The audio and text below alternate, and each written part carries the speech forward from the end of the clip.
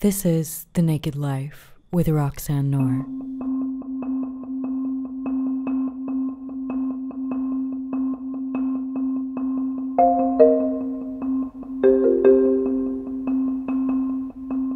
Hello, my dears. Thank you for joining me today. And thank you all for the support, all the likes and subscribes on YouTube, all of the ratings on Spotify. I really appreciate it, and it really helps me to continue to move forward. With that being said, today I want to tackle relationships and looking at them through the lens of one of today's contemporary philosophers. Many of you probably know him. I want to do a deep dive into his work, and his work specifically tackling the longevity of romantic relationship. His name is Alain de Botton. He is a British author and basically a philosopher of our contemporary age. He is also known for the School of Life. That's one of his YouTube channels. So his work really tackles probably the most timeless issue of the human experience, which is the art of love in a relationship. So often, literature and film depicts the beginning of love. So the falling into, the vibrant romanticism, all the things that really happen at the start, but what happens after? De Botton deciphers what love means over the period of a lifetime. He does this in one of his most famous books, The Couse of Love. So in this piece of work, love is not painted through the lens of just early infatuation, but a type of realism that we seldom read about. So his claim is that relating to another person over the stretch of years demands a continual emotional literacy. And when that is lacking, because it's difficult to be in that place all the time, then it's the requirement of empathy. So the relationships we foster really have the power to propel dreams into fruition, or they force us down into hellish terrain. One of our most important decisions is who we choose in relationship and how we relate to them over a period of time. And a strong relationship, de Botton argues, is one with complementary strengths. So where two beings are different, often different, but those differences are leveraged.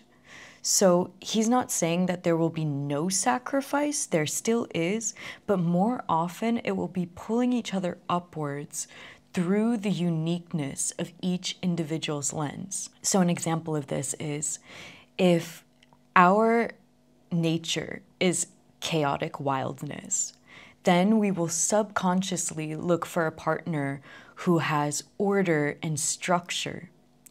If we have an inclination towards anxiety, we will seek a partner who's more carefree and easygoing. And this is what he means by complementary strengths that we leverage in partnership. So oftentimes there's this notion that opposites attract. It's more of we want someone with our differences because it helps to balance us out. De Botton quotes, "Love means admiration for qualities in the lover that promise to correct our weaknesses and imbalances. Love is a search for completion," end quote. So we initially see in other people what we aspire to be, with the hope that they are able to fill our deficiency. Their strengths are palpable to us in the beginning of a relationship. And over time, the weaknesses basically unfold. So we have the ability to see our own delicate psyche in theirs as the weaknesses unfold, as their faults kind of move us. And we aim to protect and nurture the other and shield them from suffering. And so in the beginning, we're really seeing the lover for their strengths. And then over time, as we're seeing their weaknesses, we're seeing the way in which our strengths actually balance those weaknesses. And we want to keep them close, keep them away from suffering. De Botton says, love is also and equally about weakness, about being touched by another's fragilities and sorrows, especially when, as happens in the early days, we ourselves are in no danger of being held responsible for them, end quote. So in the beginning of a relationship, our inadequacies are often met with reassurance and support. And over time, inner pain can be amplified by the other when they seemingly know our wounds well, but aren't doing their work in mending us. So there's these notions of like, why do they not know what we want in bed? Why can't they see that we work so hard and we don't want to do laundry when we come home? Why can't they understand why we go silent when they meet their old college friends, all of which are kind of dumb? So there's all these things that are coming up in which we expect the other to just know because they know us, they know our strengths and weaknesses. And in that projection, everything then becomes the other's wrongdoing instead of our responsibility. So in psychology, this phenomena is known as transference. The hardships of relationships and living itself actually become the other's fault. So the other is the reason why we're late for the party. The other is the reason why money is drained. The other is why the dishes are dirty. The other is why we can't go to Italy. The other is why we don't see our sister as much as we used to. De Botton says, common of all the presumptions of love is that the person to whom we have pledged ourselves is not just the center of our emotional existence, but is also, as a result, and yet in a very strange, objectively insane, and profoundly unjust way, responsible for everything that happens to us, for good or ill. Therein lies the peculiar and sick privilege of love, end quote. So often we are disappointed by the world in which our needs are refused. This world that can disregard us and our potential, the good job we can't get, the house we can't afford, the lack of communication we've always wanted with our mother, all these various things that life refuses to give us. There's so many external forces we feel neglected by and dismissed from. So transference in a relationship occurs when the lover takes the grunt of the dissatisfaction we feel towards life itself. De Botton says, it is because we cannot scream at the forces who are really responsible that we get angry with those we are sure will tolerate us for blaming them. The accusations we make of our lovers make no particular sense. We would utter such unfair things to no one else on earth, but our wild charges are a proof of an intimacy and trust, a symptom of love itself, and in their own way a perverted manifestation of commitment.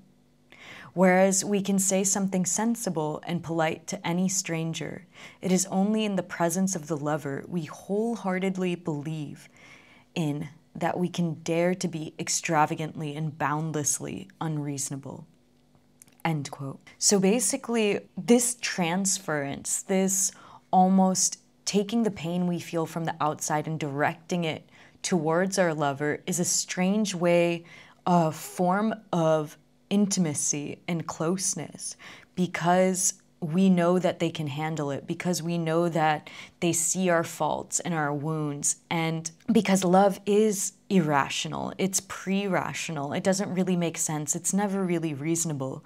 And same with the pain that we feel when our lover is our emotional gravitational pull, our central force of existence. They give us so much love, but then also synonymously so much pain is also projected onto them. And in the beginning of relationship, when our weaknesses are met with generosity, it's beautiful. But over time, when there's a repetition of this transference, the dysfunction grows old. When our irrationality and fears are met with compassion, we can relax a bit into reason. So again and again, as lovers for one another, we must return to understanding. We must continue to have the hard conversations and challenge another carefully and with a sense of duty. This is very steadfast and significant work. Over the course of love, we learn that as much as we live in togetherness, at the end of the day, we are inevitably alone. And this is where transference too ends. It becomes less about just the other's wrongdoing, but it becomes more about us. So through this paradox that we are essentially alone in our fate, but synonymously interdependent, we manage both solitude and union. So we realize that it is our own fault we didn't get the job promotion. And it is our doing that maybe our artistic gifts are unrecognized. Yes, what we realize is that our own lives are our responsibility, because relationships crumble under the ridiculous expectations we place upon another person. We must reframe the focus back to ourselves and our own shortcomings instead of taking the easy way out. And the easy way out is always blaming the other person for everything. And it's so much easier to judge someone, to blame someone, than to try to understand and to have a feeling of self-responsibility and accountability. So transference ends with the awareness of self-sovereignty, because union at its greatest is two sovereign people building one shared universe. Both are active participants in its manifestation, whether that be universe of misery or a universe of beauty. It's a co-creation. No one and everyone is to blame. No one and everyone is to celebrate. Then when we take accountability for our own shit and we know how to make the other aware of his or her share in it, then love is not just blindly accepting the other's shortcomings, but working through it consciously. Constructive critique is given and taken. It's this progressive spiral. De Botton says, through the ancient Greek lens, when lovers point out what might be unfortunate or uncomfortable about the other's respective character, they shouldn't be seen as giving up on the spirit of love. They should be congratulated for trying to do something very true to love's essence, helping their partners to develop into better versions of themselves. In a more evolved world, one a little more alive to the Greek ideal of love, we would perhaps know to be a bit less clumsy, scared, and aggressive when wanting to point something out, and rather less combative and sensitive when receiving feedback, end quote. So it's this notion of the constructive critique, of knowing how to give feedback gently, of knowing how to receive feedback in an impersonal, kind of stoic way, and know that love at its pinnacle is growth, and that this is where growth happens, not through blindly accepting, but through sharing and processing and growing. It's really easy to shell ourselves off from the world and to operate through our own self-interest.